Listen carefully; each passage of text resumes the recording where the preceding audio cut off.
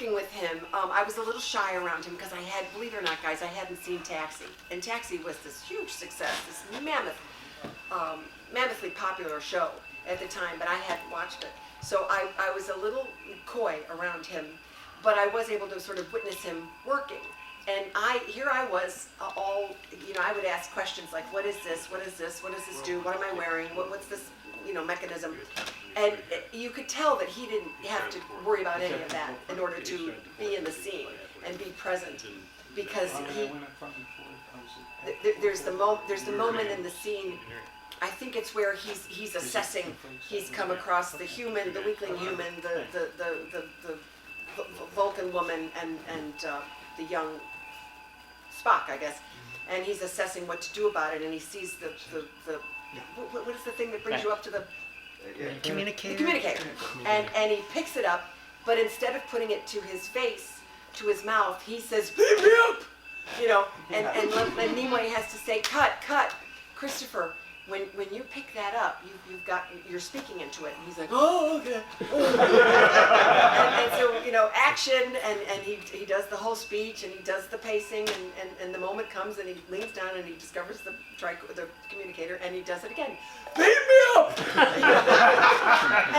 and certainly if just sheer conviction, screaming to the heavens as he did, he by rights should have been beamed up, but it needed to be at his face. So to me that was just demonstrated how viscerally he was connected to the character and didn't need to understand what was connected to what. He was just acting up a storm and so in his skin, and I loved watching that. He was a cool guy. To the great Reverend Jim. What's that? You do a great Reverend Jim, by the way.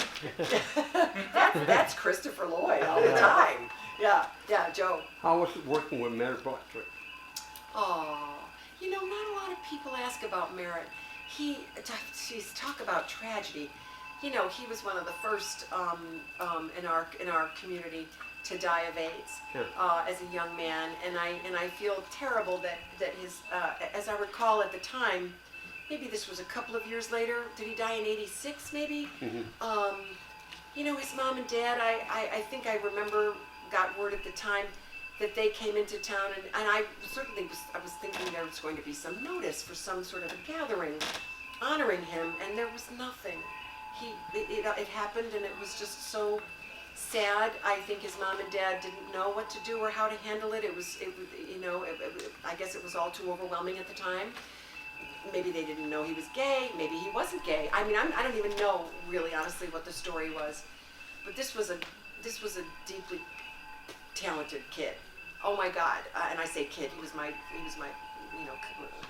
peer. But I remember watching Square Pegs.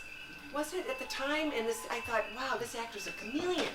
He can change and morph himself into any role.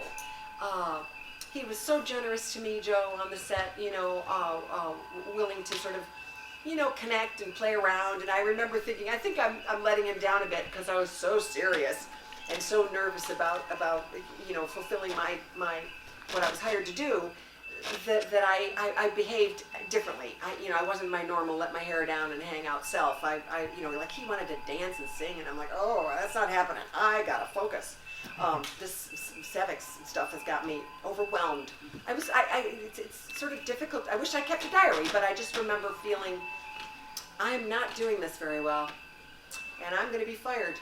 That's what I thought. Like the first week or two, I'm like, oh shit, this is not going well. This is too robotic. I don't know what I'm doing. Sometimes actors see dailies, and sometimes they don't, and sometimes that helps, and sometimes it's not good. You're better off just not even looking and just trusting. You have to trust your director. You have to trust the person with the eyeballs on everything. He sees the set, he understands the story and all of that, and you just have to trust them that they're getting what they need and that you're not coming off like a jackass, honestly. But I just didn't feel like I was kicking butt, you know what I'm